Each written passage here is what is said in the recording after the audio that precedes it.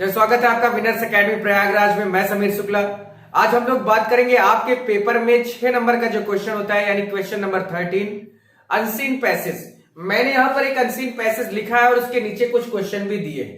कल मैंने आपको बेहतरीन ट्रिक बताई थी एक, कि कैसे हमें एक सेंटेंस, अगर एक अनसीन पैसेज दिया है तो उसको, उसके जो क्वेश्चन है उसे हमें कैसे अपने शब्दों में लिख लेना है, कैसे उसका एक एक क्वेश्चन सॉल्व कर सकते हैं हम लोग। मैंने इसकी बेहतरीन ट्रिक बताई थी।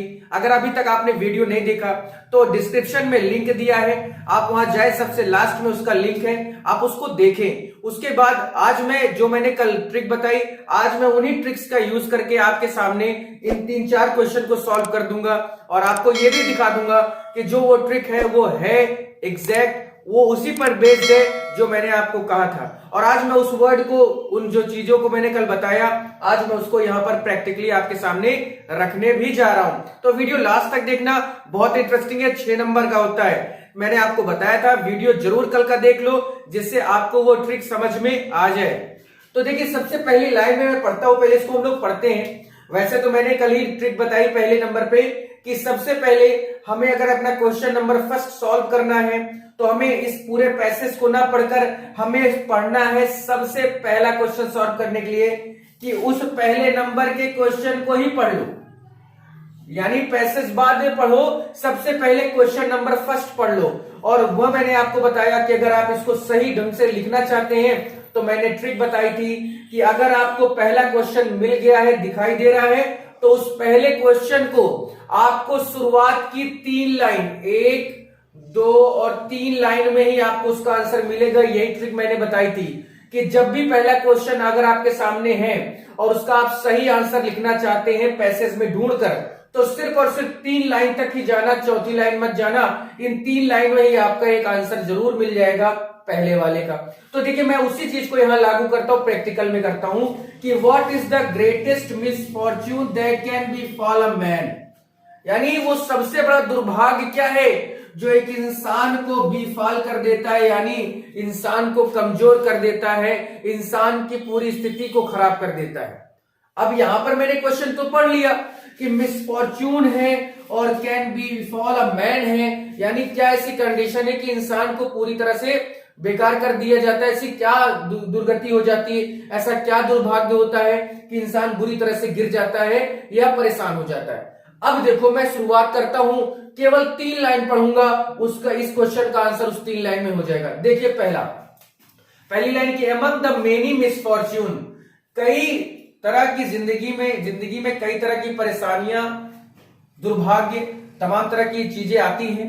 That can befall a man, जो किसी इंसान को बुरी तरह से गिरा सकती है या उसकी स्थिति को नष्ट कर सकती है। The loss of health is one of the severest all. यहां पर देखो, सबसे पहला, क्योंकि the joys that life can, ये सब बिल्कुल नहीं है। यहां पर आपको देखिए 1.5 लाइन में ही मिल रहा है कि कई तरह की चीजें होती हैं जो इंसान को गिराती हैं, इंसान को परेशान करती हैं, लेकिन the loss of health is one of the severest all. Severest का मतलब होता है अधिक होना, सेवरेस्ट का मतलब होता है अत्यधिक, या कई में से एक की जब बात करते हैं तो वो सेवरेस्ट यूज किया जाता है। तो देखो, सबसे पहला आंसर मिल गया कि what is the greatest misfortune that can befall a man. तो आपका आंसर होना चाहिए कि the loss of the health. यही आपका आंसर नंबर फर्स्ट है भैया, यहीं से देख लो कि the loss of health is the greatest misfortune that can befall a man. हुआ ना? पहली ट्रिक काम में आ गई कि नहीं आ गई, बताओ मुझे। और मैं प्रैक्टिकल सामने तुम्हारे कर रहा हूं भाई, कोई मैं छुपा के नहीं कर रहा हूं, तुम्हारे सामने लिखा हुआ है। चाहे जो भी पैसेज आए, चाहे जितना बड़ा पैसेज आ जाए, अगर क्वेश्चन नंबर फर्स्ट को सॉल्व करना है तो शुरुआत की 3 लाइन में आपका वो क्वेश्चन नंबर फर्स्ट का आंसर दिया होगा और आपके सामने मैंने रख दिया, आप देख सकते हैं इसको। चलिए, सेकंड नंबर क्वेश्चन की ओर बढ़ते हैं, लेकिन उससे पहले हम लोग थोड़ा सा इसको पढ़ लेते हैं, क्योंकि हम लोगों ने तो करना वही है। ठीक है, तो मैंने बताया कि जो एक इंसान अपनी जिंदगी में सबसे ज्यादा अगर परेशान होता है तो अपनी हेल्थ को लेकर, अगर हेल्थ बेकार हो गया तो उसकी जिंदगी बेकार ही जाती है। अब यहां पर दैट द जॉयज दैट यानी वो खुशियां जो लाइफ देती है can not outweigh the suffering of the sick. देखिए इसको अंडरलाइन किया गया था पेपर में भी, मैंने भी अंडरलाइन किया है, क्योंकि अभी यही पूछेगा कि एक्सप्लेन द अंडरलाइन पोर्शन। लेकिन उससे पहले मैं आपको हिंदी की बता देता हूं कि वो खुशियां जो जिंदगी हमें देती है can not outweigh the suffering of the sick. यानी आउटवे का मतलब होता है अधिक होना या संबंधित होना या महत्वपूर्ण साबित होना। तो खुशियां जिंदगी हमें बहुत देती है, लेकिन उन लोगों के लिए वो खुशी नहीं होती जो क्या होते हैं, सफरिंग ऑफ द सिक, जो किसी न किसी बीमारी से पीड़ित होते हैं। Give the sick man everything. आप एक बीमार आदमी को सब कुछ दे दीजिए and leave his suffering and he will feel that half the world is lost to him.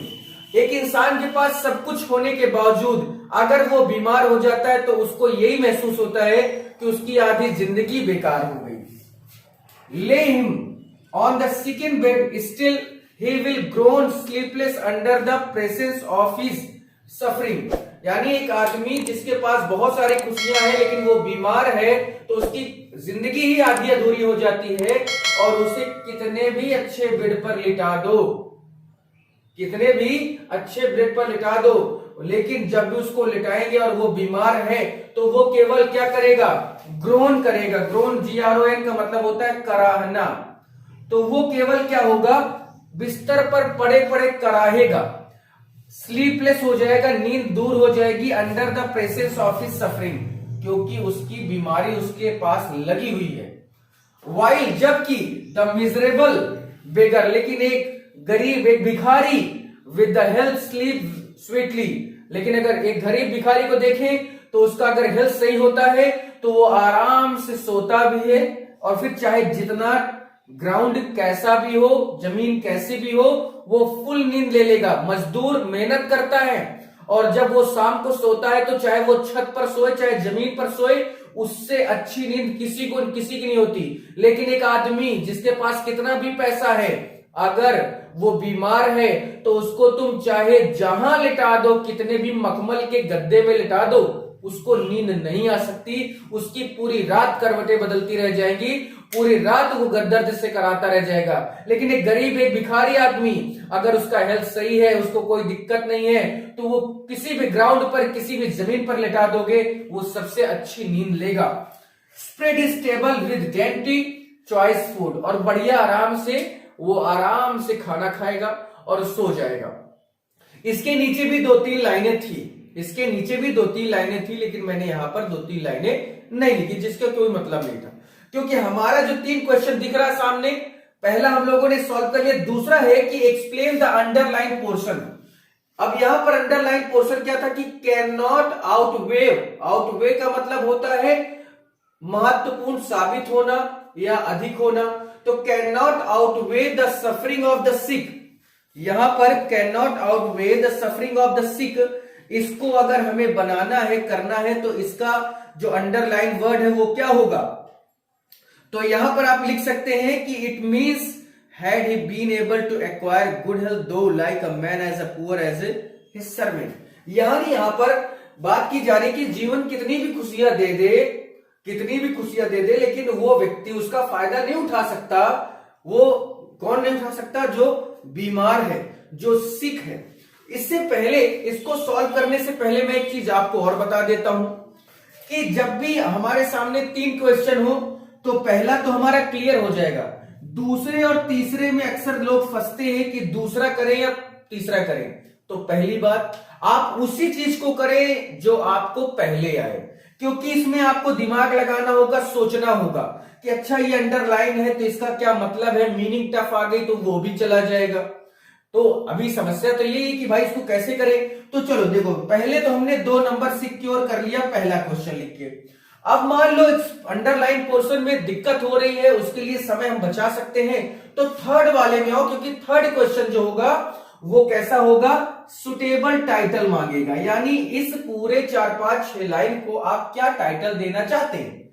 तो भैया सीधी बात है, एक अमीर आदमी कितना भी पैसा कमा ले, अगर वो बीमार है तो वो अपनी जिंदगी सही नहीं जी सकता। एक गरीब भिखारी आदमी, इसके पास 1 रुपए ना हो, लेकिन अगर वो उसका स्वास्थ्य ठीक है तो अपनी पूरी जिंदगी निकाल सकता है। तो क्यों ना इसको हमने हेल्थ और वेल्थ का नाम दे दें, यानी हेल्थ इज वेल्थ बोल दे तो क्या गलत होगा? स्वास्थ्य ही पैसा है तो क्या गलत होगा? नहीं गलत होगा। तो यहां पर आप इस लाइन में give the suitable title of the given passage में आप लिख सकते हैं कि the suitable title of the passage given passage is health is wealth. यहां पर आप लिख दिए कि स्वास्थ्य ही धन है, स्वास्थ्य ही पैसा है। अब देखिए 2 नंबर आपके इसके हो गए, 2 नंबर इसके हो गए, 4। अभी भी 2 नंबर बच रहा है। और देखिए वीडियो इस समय 10 मिनट पे चल रहा है, यानी 10 से 12 मिनट तो आपको इसको देना ही पड़ेगा, क्योंकि आप ट्रिक जान लेंगे तो तुरंत का तुरंत हो जाएगा। 5 से 7 मिनट भी लग जाएंगे। मैंने तो इसको पूरी इसकी हिंदी जहां पर डिफाइन की, इसलिए थोड़ा सा समय लग गया। अब यहां पर अंडरलाइन जो एक्सप्लेन करना है हमें, तो वो देखिए इसको हमें करना कैसे है। सबसे पहली अंडरलाइन जो होगी कि can not outweigh the suffering of the sick. इसका जो अंडरलाइन का जो मतलब है वो ये है कि समझना सबसे बड़ी बात कि no one can imagine the suffering of a sick. No one can imagine the suffering of the sick. यहां पर यही इसका मतलब है। या तो इसको आप ऐसे भी कर सकते हैं कि it means had he been able to acquire good health though like a man as a poor as his servant. यानी एक व्यक्ति जो कितना भी खुशियां दे दी जाए, अगर उसका वो फायदा नहीं उठा पा रहा है, तो यहां पर आप इसको लिख सकते हैं। इसका मैं सुटेबली लिख देता हूं, जिससे ये तो आप इसका पहले स्क्रीनशॉट ले लें तो बहुत अच्छा रहेगा। इसका स्क्रीनशॉट ले लीजिए, जिससे मैं क्वेश्चन नंबर 3 को थोड़ा सा लिख दूं। क्वेश्चन नंबर 3 को लिख देता हूं, लेकिन सॉरी सेकंड को, लेकिन इससे पहले आप इसका स्क्रीनशॉट ले लें। तो चलिए अंडरलाइन पोर्शन है कि can not weigh the suffering of the sick. तो इसको आप ऐसे लिख सकते हैं कि कोई नहीं चाहता बीमार होना, कोई नहीं चाहता बीमार होना। तो नो वन कैन इमेजिन, यानी जो बीमार आदमी होता है उसके दर्द को भी कोई नहीं समझ सकता कि हाँ भाई इसको कितना दर्द हो रहा है। क्योंकि आउटवे का मतलब मैंने आपको बताया कि अधिक होना, महत्वपूर्ण साबित होना। तो जिंदगी जो खुशियां देती है भाई वो बहुत महत्वपूर्ण होती है, लेकिन वो एक बीमार आदमी के लिए किसी मतलब की नहीं होती। तो no one can imagine the suffering of the sick. ये आपका 3rd नंबर हो गया। अब देखिए इसमें इटैलिक वर्ड वाला क्वेश्चन नहीं दिया है, तो मैंने कल ही आपको बताया कि या तो इटैलिक वर्ड देगा और या तो फिर वो क्या देगा आपको, एक उसका अंडरलाइन कर देगा। 2 में से एक समरी देता है तो समरी के लिए तो मैंने आपको बताया ही है। अगर इसी 4, 5, 6 लाइन की समरी लिखना है, क्योंकि ये एक बड़ा बोर्ड है, आप कॉपी में लिखेंगे तो करीब ये 10 लाइन में आएगा। अब आपको समरी लिखना है तो मैंने आपको बताया है कि समरी लिखने की शुरुआत आप ऐसे करें, जैसे शुरुआत की आप 2 लाइन पकड़े आप, फिर आप आइए चौथे 5वें लाइन की 2 लाइन पकड़ लो, शुरू की 2 लाइन, बीच की 2 लाइन और अंतिम की 2 लाइन को लिखकर, यानी 1/3 भाग होना चाहिए समरी के लिए। जब भी आप समरी लिखने के लिए तैयार हो, आपको उसी पैसेज से ही समरी निकालनी है। कोई बहुत बड़ा काम नहीं करना, जहां से शुरुआत हो जाए वहीं शुरुआत कर दो, कोई दिक्कत नहीं है। बस हाँ, आपको ये करना है कि 1/3 भाग आपको समरी के बारे में लिखना है। यानी अगर 10 लाइन का पैसेज है तो कम से कम आप 7 लाइन उसमें से निकालें और 7 लाइन को लिख डालें। लेकिन हाँ, कैसे निकालना मैंने आपको बताया। शुरू की 2 लाइन, बीच की भी 2 लाइन या 3 लाइन और फिर अंतिम की भी 2 या 3 लाइन। हो गया आपका काम, आराम से आपको 6 नंबर मिल जाएंगे। तो 2 क्वेश्चन तो क्लियर होते हैं जो आने ही आने हैं। तीसरे क्वेश्चन में ही दिक्कत क्या है? पहला क्वेश्चन तो एक उससे रिलेटेड होगा पैसेज से, जो आपको शुरुआत की 3 लाइन में मिलेगा। दूसरा क्वेश्चन आपका सुटेबल टाइटल का होगा, वो भी आप जानते ही हैं। 3rd में ही आपको या तो समरी मांग लेगा, या तो इटैलिक वर्ड लिख देगा, और या तो आपको अंडरलाइन दे देगा। तो अंडरलाइन लिखना है तो उसके लिए थोड़ा सा आपको पढ़ना होगा। इटैलिक वर्ड लिखना है तो एंटोनिम्स या इडियम फ्रेजेस आएंगे, वो आप अपने हिसाब से कर सकते हो उसको भी। और रही बात समरी, तो मनाइए भगवान से कि समरी ही है जिससे आपको उसी में से निकालकर 6-7 लाइन लिखनी है। तो ये वीडियो मुझे लगता है कि आपके लिए काफी हेल्पफुल होगा। वीडियो लास्ट तक आपने देखा, थैंक यू। और लाइक शेयर जरूर कर देना भाई, बहुत बच्चे हैं ऐसे जिनको ये सारी चीजें नहीं पता, तो उनको भी पता चल जाए। फिर आज के लिए इतना ही, कल हम लोग नया टॉपिक शुरू करेंगे। ये बस मैंने केवल जो पहले कल ट्रिक बताई, आज मैंने उसी को प्रैक्टिकली यहाँ पर दिखाया है। फिर आज के लिए इतना ही, थैंक यू।